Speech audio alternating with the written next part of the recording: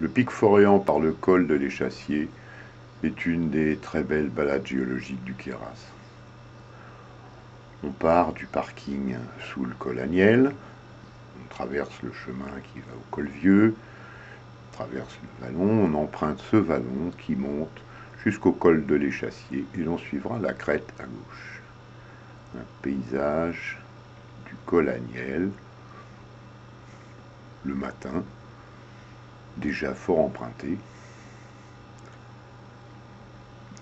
La partie la plus intéressante de cette balade géologique est constituée par cette crête, riche en roches volcaniques, qui repose sur un ensemble de calchistes. Dans le vallon, qui conduit au col de l'Échassier, de nombreux blocs éboulés. Ces blocs sont essentiellement des gabbros, souvent traversés par des petits filons de basalte à grains plus fins, qui ont été souvent cassés par des petites failles tardives. En arrivant au col, un beau point de vue, sur la droite le chemin vers la crête, vers la gauche on voit apparaître dans le lointain les sommets qui dominent le fond de la vallée de l'Ubaye.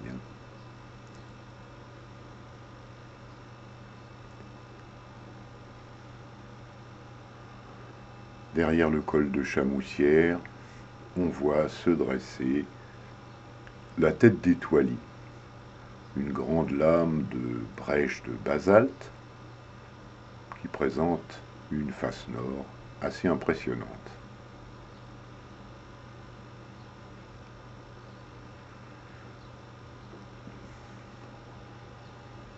Le Pelvoux dans le lointain.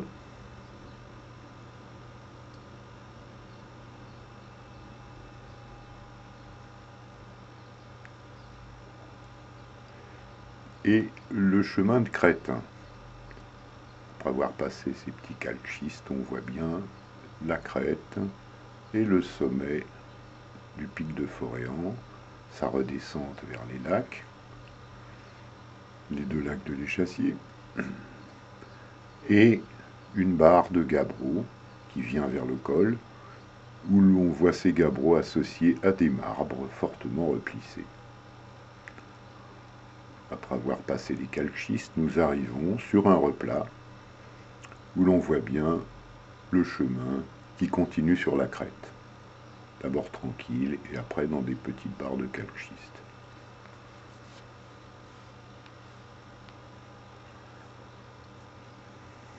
Le contact est bien marqué ici entre les serpentines et les calchistes.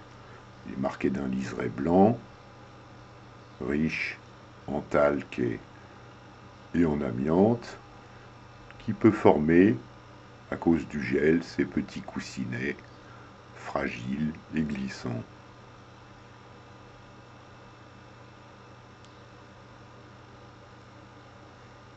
Au-dessous, des blocs éboulés en quantité, que nous aurons l'occasion de regarder,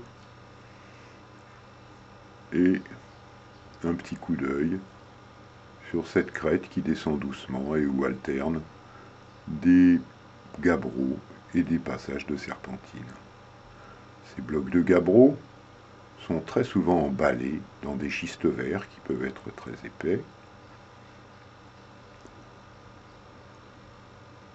et des passages de petites fentes d'albite sont assez fréquentes.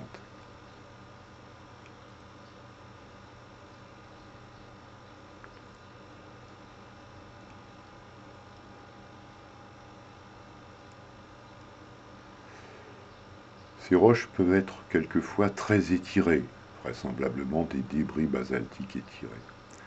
On voit bien ici le mélange entre les gabbros à gros grains, on voit ici les pyroxènes marrons étirés, et là les basaltes à grains plus fins. Une alternance de gabbros étirés et de basalte fin.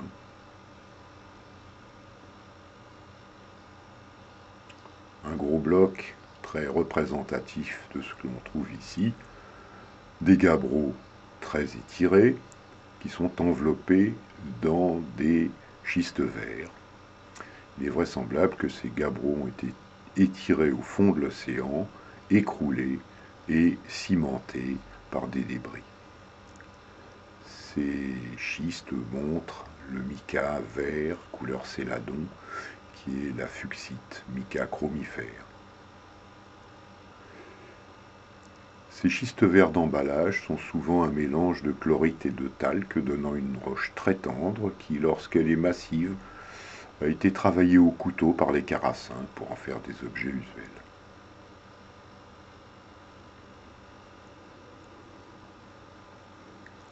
Les passées de carbonate sont aussi fréquentes dans les schistes verts. Ici, le gel, le dégel et le ruissellement organisent les petits paquets de talc en bande originale. Au-dessus de nous, la crête et les blocs de gabbro, les calchistes à droite. Et on voit bien que cette pente est parsemée de blocs isolés, spécialement ce gros bloc à la forme allongée, on dirait un vaisseau spatial abandonné au milieu de cet éboulis. C'est un gros bloc de gabbro que nous irons voir. À son pied, une zone blanchâtre. Cette zone blanchâtre, elle est constituée de filons d'albite, dont on voit bien ici les petits cristaux blancs rectangulaires. Ces filons d'albite sont très abondants ici. Autour de nous, un bel éboulis de serpentines où alternent ces serpentines vert sombre écailleuses et les autres serpentines quelquefois rouillées.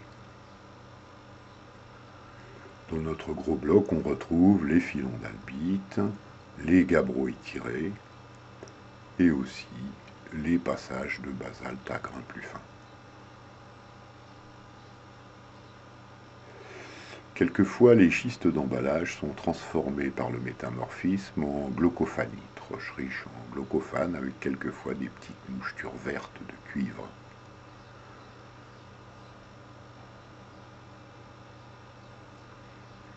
Sur la crête, un beau bloc où l'on voit bien le gabbro laminé qui est surmonté ici de glaucophanite qui l'emballe. Sur le chemin qui conduit vers le pic Foréan, des calcschistes que nous traversons avec plusieurs passages de zones riches en talc un peu glissantes, souvent riches en fuchsite. Du sommet du pic Foréan, la vue est tout à fait magnifique.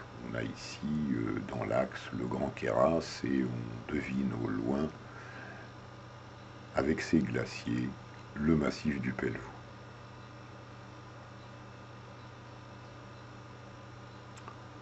Sur la droite du Grand Queyras, Rochebrune et ses 3400 mètres, constitués de calcaire et dolomie. Et vers l'est, la Taillante, grande dalle de marbre, qui arme le paysage et qui se termine ici par le Pin de Sucre, le pic d'Asti à gauche et le Viso derrière.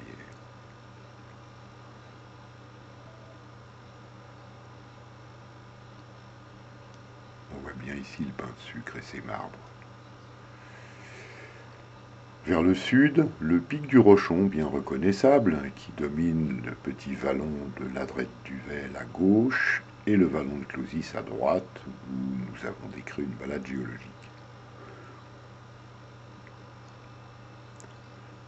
On voit bien ici le paysage carassin structuré par les calcschistes en pente vers l'ouest. Au-dessous de nous, les deux lacs de l'Échassier, le lac Foréan et le chemin qui conduit vers le col Vieux sous le Pin de Sucre. Les marbres de la Taillante et du Pin de Sucre sont particulièrement bien exposés dans ces replats, certainement polis par les glaciers. On voit apparaître la faille qui conduit au petit col de Brèche de Ruine.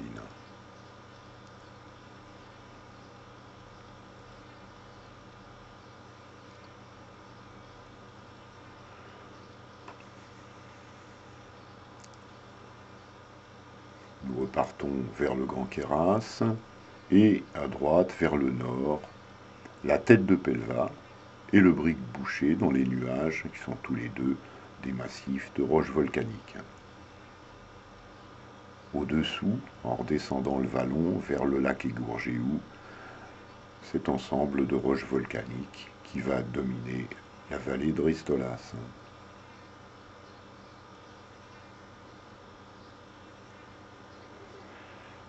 Encore la Taillante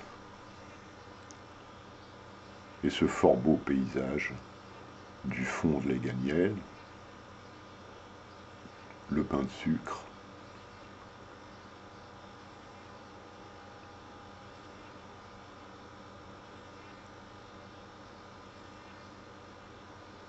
en continuant sur la gauche, le pic d'Asti, qui n'est plus formé de marbre mais de calcschiste,